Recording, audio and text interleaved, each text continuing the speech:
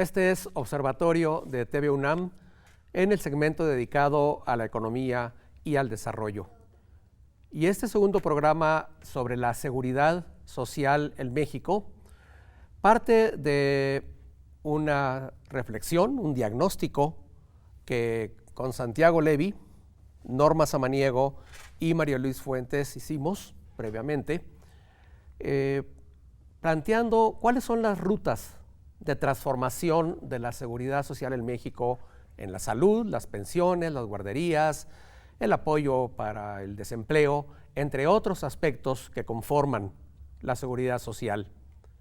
Y como lo planteó Santiago Levy, a quien nuevamente agradecemos su participación en este programa, se trata de lograr que en la salud, las guarderías, las pensiones, ocurra algo parecido a lo que sucede con la educación pública en México, que no hace distinciones entre los hijos de un trabajador del sector formal, digámoslo así, y un trabajador que es autoempleado o que trabaja por cuenta propia. Es decir, que avancemos hacia una seguridad social que nos dé cobertura a todas las personas en México. Santiago, gracias nuevamente por participar en este programa y te pido de entrada un breve resumen sobre por qué transformar la seguridad social en México y hacia dónde, para empezar a platicar cómo lograrlo, cuál sería la ruta de ese cambio. Pues nuevamente muchas gracias, Enrique, y un gusto, Norma y María Luis, estar con ustedes.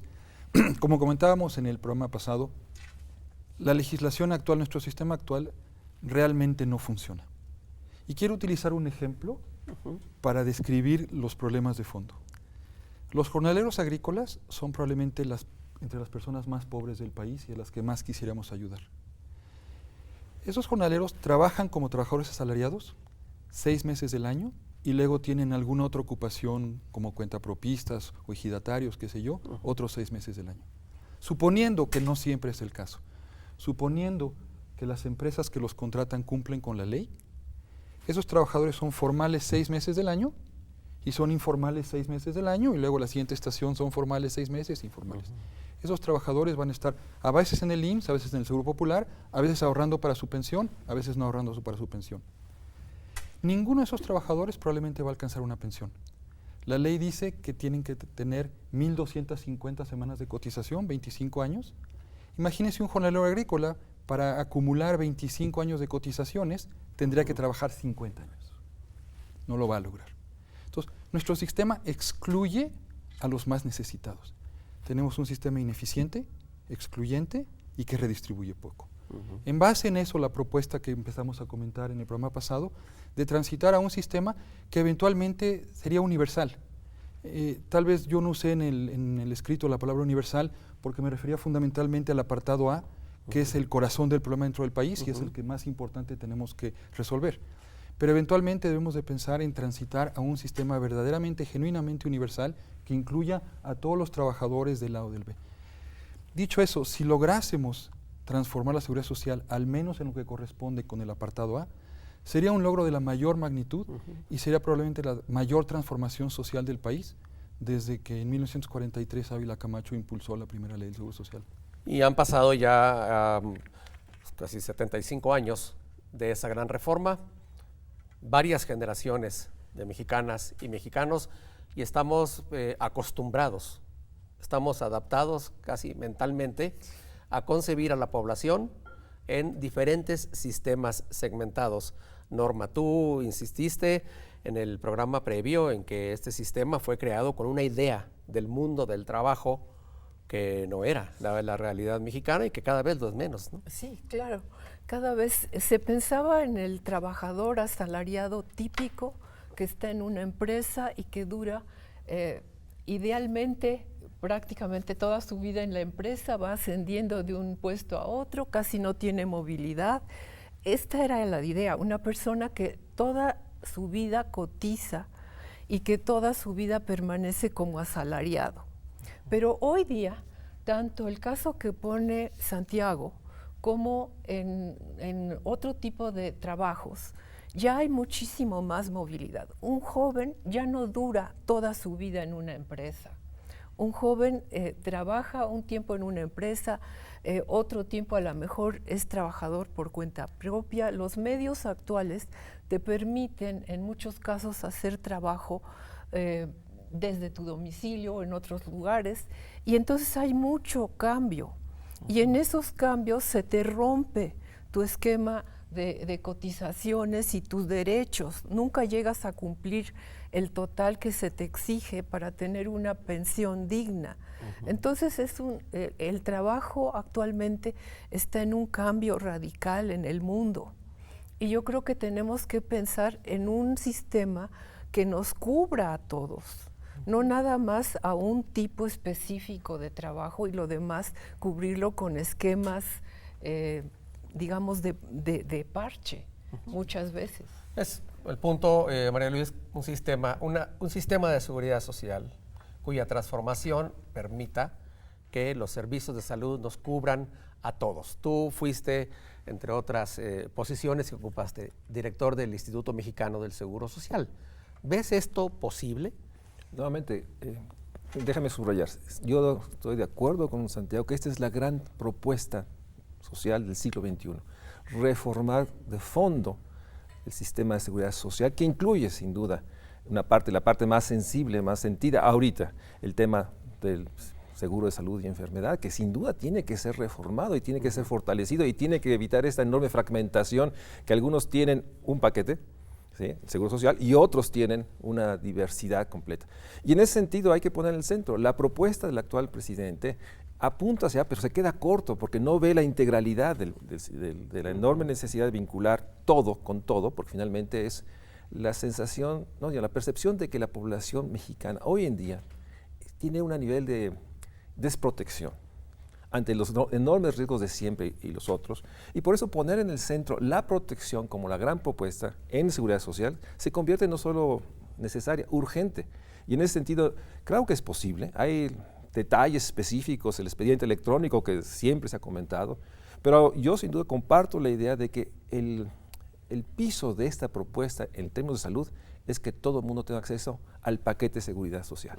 No, ese creo que es un gran elemento y eso creo que es una de las fortalezas. Entonces no solo es necesaria, creo que hay que hacer todo el proceso de ajustes, hay muchos detalles, lo hemos platicado, el envejecimiento de la infraestructura de salud de su conjunto, o sea, el tema finalmente es creo que no es sostenible como estamos y creo que ese es el gran motor de discutir la seguridad social y obviamente una propuesta integral como la que pone Santiago en la mesa en estos días. En efecto, la propuesta que ha difundido Santiago en su artículo publicado en Nexos en octubre tiene una ruta de cambios. ¿Cuál es esa ruta, Santiago? ¿Qué reformas institucionales habrá que hacer? ¿Qué requerimientos financieros tiene? ¿Qué nos dices? Si se decidiese aceptar la propuesta en términos exactamente como la planteé, lo que decía Mario Luis, el paquete de salud para todos igual a lo que hoy ofrece el IMSS, la expansión en guarderías, el seguro de desempleo, el aumento en la pensión que yo propuse.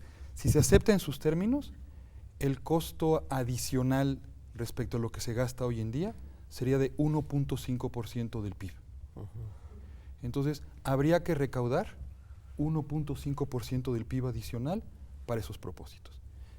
Si se hace una reforma fiscal específicamente para esto y se logra recaudar 1.5% del PIB, y en el documento hago propuestas para ello también, se podría avanzar en muchos frentes al mismo tiempo.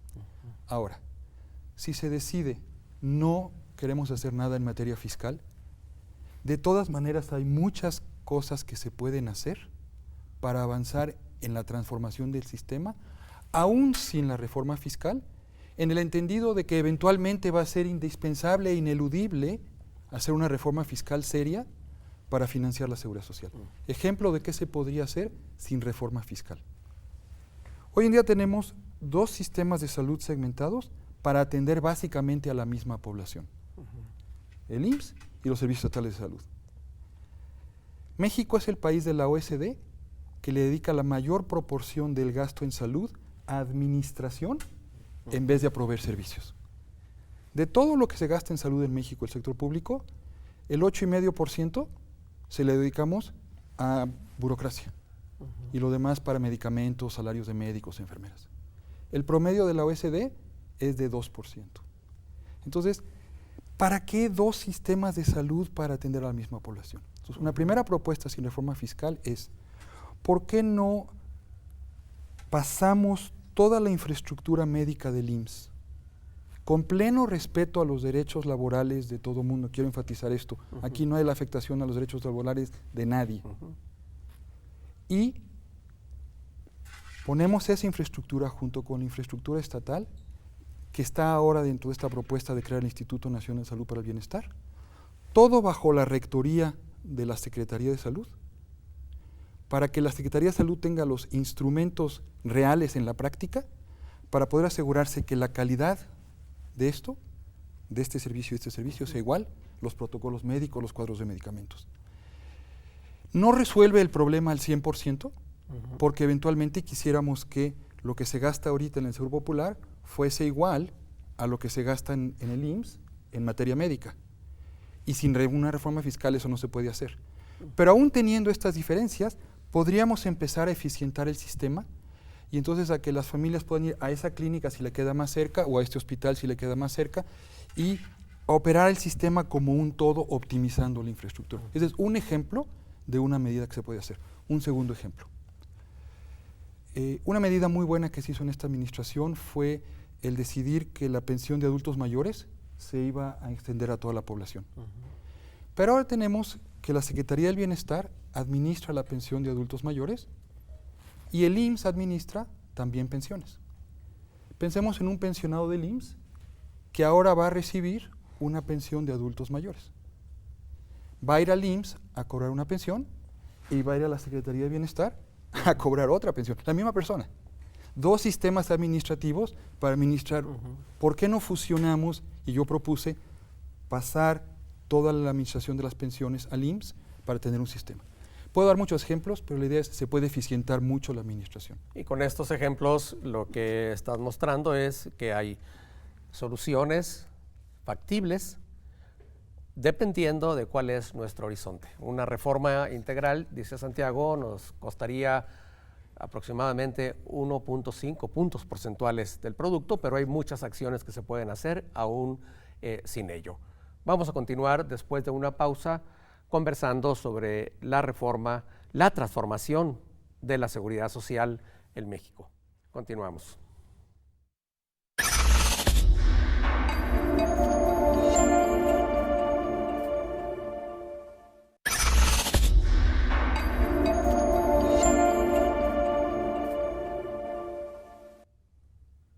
Continuamos en Observatorio de TV UNAM conversando sobre la transformación de la seguridad social en México. Norma, en el segmento anterior, Santiago nos hizo un resumen y nos puso ejemplos sobre los mecanismos que podría seguir las reformas institucionales, por ejemplo, esta transformación de la seguridad social en México. ¿Cuál es tu respuesta? Sí, me parece que uno de los puntos más interesantes de la propuesta de Santiago es que no está fincada en un todo o nada, sino que, como decíamos en el programa anterior, es una especie de modelo para armar.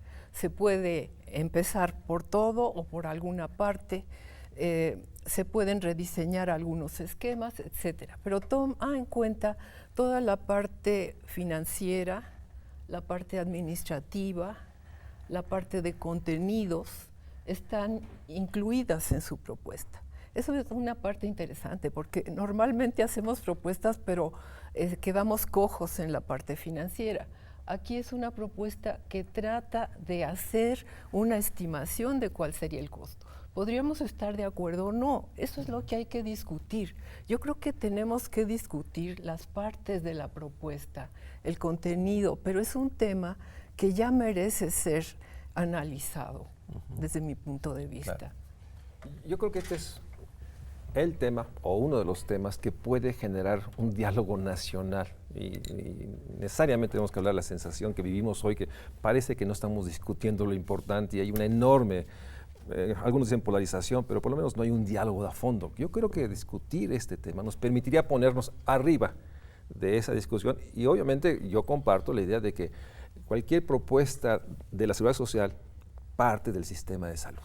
porque los gastos de bolsillo, lo he documentado, han crecido brutalmente. La gente no logra tener la salud y va a las farmacias. Tú mismo has escrito, Enrique, en términos de que aún las transferencias que se han dado, probablemente que sean cortas en términos de poder enfrentar la enfermedad de las crónico-degenerativas. No estoy hablando del tema de la gripe, ¿no? Sino cuando esos recursos. Entonces, hay razones sociales, políticas, entonces, que hacen necesario esta discusión, este diálogo y esta propuesta que comparto. Empecemos por el tema de salud, que creo que es el que puede articular de inmediato ante la percepción de los gastos de bolsillo y la sensación que la enfermedad y la muerte se está extendiendo brutalmente y nuestro sistema de salud actual, fragmentado, segmentado, se queda muy corto. Yo creo que es importante empezar a discutir ese tema para empezar a integrar todo, sin perder la perspectiva de conjunto que comparto. Claro, y en esta perspectiva de conjunto, Santiago ha dicho, lo puso en su escrito, lo ha expuesto, que la reforma, la transformación de la seguridad social en México tiene mucha relación, uno, con el combate a la desigualdad, pero también con el crecimiento de la economía. Y como en la propuesta liga las necesidades de financiamiento y una ruta que implica reforma fiscal, tenemos muchos elementos en un debate, pero ¿por qué no es un tema que se discuta suficientemente, Santiago? Tú conoces otros sistemas, los has investigado y sabemos bien que este es un tema que en otros países se vuelve el centro del debate nacional. Ojalá tuviera la respuesta a tu pregunta, Enrique. No sé. La respuesta en esta es no sé. Me cuesta mucho trabajo entender por qué la sociedad mexicana tolera un esquema en donde todos perdemos. Porque lo que hay que tener muy claro es que todos, 125 millones de personas, estamos perdiendo con la situación actual. Y que si lográsemos lograr el diálogo que está hablando Mario Luis, construir algunos acuerdos, podemos discutir los detalles, si cambia esto por esto, súbele aquí, bájale acá, aquí te equivocaste, cámbiale tantito, todo esto se puede resolver. Pero en el fondo, si lográsemos tener un diálogo y entender que sí es posible transformar la seguridad social, que no es un sueño guajiro, que está dentro de las capacidades técnicas presupuestarias del Estado mexicano, que el Estado mexicano en el pasado ya haya hecho cosas similares y que ahora es urgente abordarlo. ¿Por qué eso no está en el centro del debate nacional? La respuesta honesta de mi parte es no sé. Tal vez los temas de seguridad pública u otros temas han dominado, tal vez son temas más urgentes, pero si lográsemos poner esto en el centro del debate y eventualmente ponernos todos de acuerdo y transformar la seguridad social, en mi opinión personal, sería la acción de política pública que más haría para aumentar la cohesión social de nuestro país, reducir la desigualdad y promover el crecimiento. Pero siendo así, siendo que todos estamos perdiendo, que tendría tantas implicaciones para la reducción de la desigualdad, para la cohesión nacional, ¿qué creen? Ahora vamos a hacer una ronda. ¿Qué creen que se podría hacer para colocar ese tema en la agenda de deliberación del Congreso, los partidos, las organizaciones y, por supuesto, el Estado? Pues yo creo que tendríamos que hacer evidentes los costos que está teniendo esto. Exacto. Los costos que no solamente tenemos en materia de salud, que ya se mencionaron y que Mario Luis los ha abordado, sino también la parte de pensiones. El tema de pensiones está muy escondido. Siempre relegamos lo que va a pasar a futuro, pero estamos a unos cuantos años de que este problema se vuelva un problema realmente muy, muy grave, que nos quite recursos al Estado para atender otras necesidades básicas. Yo creo que lo que tenemos que hacer es evidenciar cuáles son los problemas que estamos teniendo, hacerlos más evidentes. La cuestión es que hemos entendido, a diferencia de la educación se ha entendido como un derecho. En cambio, la cuestión de salud no se ha entendido como un derecho, sino como una prestación. Esa es la diferencia. Se ha entendido como una prestación a un tipo de trabajo. Como aclarar y exponer los riesgos y peligros de la inacción en este tema nos sugiere Norma. ¿Tú qué sugerirías, María Luis? Bueno, yo a ver, pongo en tensión que todos perdemos. Yo creo que algunos pierden más y otros ganan más. Porque en el fondo está la economía política, que hay una realidad. No podría yo aceptar la tesis de que no hay alguien que no se beneficia de ese statu quo, que obviamente hace que la mayoría, obviamente tiene muy mal acceso a salud, muy malas prestaciones, pero entonces, ¿quién se beneficia de este statu quo? No se mueve nada, ¿no? Y ahí es donde tenemos que hacer muy claro y enfatizar, porque sí hay, se ha dicho mucho en el nuevo curso de desarrollo, aún con bajo crecimiento, la concentración de la riqueza y el ingreso ha sido realmente una constancia, o sea, ha habido ganancias extraordinarias, eso aún en este bajo crecimiento. Entonces, no, creo que hay que hacer una documentación de que la gran mayoría pierde mucho y que este statu quo no puede ser sostenible, que a la larga va a afectar a todos, ahí comparto la idea, o sea, finalmente a la larga a todos. Lo que hay que poner en tensión es, creo que una de las tesis centrales del documento de Santiago, remedios parciales no va a lograr una propuesta integral que le genere crecimiento con equidad y obviamente inclusión, etc. Ahí la pregunta es, ¿quién se beneficia de este statu quo?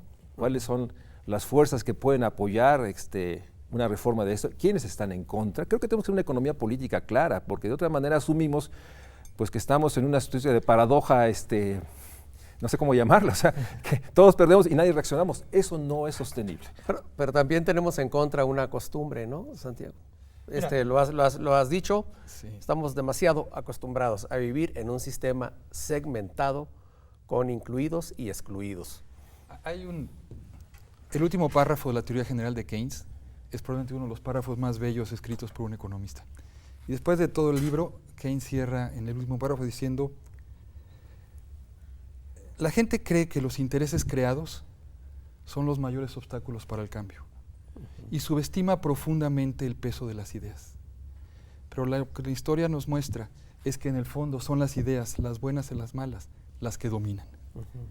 Y yo creo que lo que nos pasa en México es que tenemos todavía en la cabeza, no niego que haya seguramente unos grupitos pequeños ahí beneficiando, pero la inmensa mayoría estamos perdiendo porque seguimos atados a unas ideas, como decía Norma, de cómo nació esto hace 80 años y no somos capaces de concebir un mundo diferente. Una persona sale de su casa en la mañana, ve que el sol sale por el este y en la tarde ve que se pone por el poniente y dice que está muy bien y así es el mundo. Y luego llega al alto y hay alguien que le limpia el parabrisas y luego en la esquina hay un puesto de tacos y también cree que así es el mundo. Así no tiene por qué ser el mundo. México no tiene por qué estar caracterizado por esa altísima informalidad. Sí, el sol va a salir por el este y se va a poner por el poneste, pero si cambiamos todo esto, sí vamos a lograr hacer un cambio social muy profundo. No estamos redistribuyendo casi nada a través del seguro social. Hay una gran cantidad de mitos y los decimos en los informes anuales. A María Luis y yo fuimos a no sé cuántas asambleas y hablamos de la seguridad social redistributiva y solidaria. En la práctica eso no está ocurriendo. La mayor parte de los trabajadores de bajos ingresos no están dentro del IMSS, no se están beneficiando de este esquema. Entonces, lo que yo sí creo es el gran peso de las ideas, de lograr escaparnos del pasado y decir, nuestro mercado laboral, nuestro México, no Noruega, no Suiza, no Senegal o no Brasil, México hoy en el siglo XIX, en el 2019, ¿qué es lo que requiere para tener una seguridad social que funcione? Y esa es la transformación que estoy proponiendo. Gracias, Santiago. No, hay que escapar del pasado, de lo que vamos a escapar es del tiempo, y el tiempo de este programa se está acabando, así que te pido en un minuto, Norma, una última reflexión para cerrar con María Luisa. Bueno, yo creo que es uno de los temas centrales del momento, y no solo por la situación actual, sino por cómo está evolucionando el mundo del trabajo. El mundo del trabajo hacia futuro va a ser cada vez más móvil y bajo el esquema, ese esquema ya no podemos seguir atados a un tipo de seguridad social que se vea simplemente como una prestación, sino tenemos que evolucionar a una seguridad social que se vea como un derecho de todos y que permita mayor movilidad en el trabajo. Yo estoy convencido que parte de una propuesta tiene que ver con cómo nombramos el problema. hay que poner en el centro que el gran problema del país es la inseguridad social que se vive. Y esa inseguridad social tiene que llevar a una desprotección. Pero tenemos que ponerlo en el centro. Es la inseguridad social, que obviamente tiene vertientes de violencia, etcétera. Pero la inseguridad social y la desprotección y la incertidumbre es el gran tema. Creo que es el nombrarlo para poder actuar en consecuencia y no dar por sentado que todo el mundo entiende que estamos actuando de alguna manera. Creo que hay que nombrarlo. Hoy la gran amenaza en el siglo XXI es la inseguridad social profunda de niños, de mujeres, de ancianos, y lo que tenemos es muy insuficiente. Empecemos por señalarlo, como ha hecho Santiago y como ha hecho el programa. Muy bien, gracias María Luis. Agradezco a Santiago Levy la exposición que nos ha hecho de esta gran propuesta, a Norma y a María Luis por sus comentarios, que creo que nos dejan un conjunto de elementos fundamentales para discutir cómo superar el estado de inseguridad social en México, como lo ha nombrado Mario Luis Fuentes. Y con estas ideas para la transformación de la seguridad social en México, nos despedimos de ustedes. Les agradezco nuevamente su participación y los invitamos a seguir viendo Observatorio de TV UNAM en el segmento de Economía y Desarrollo. Muchas gracias.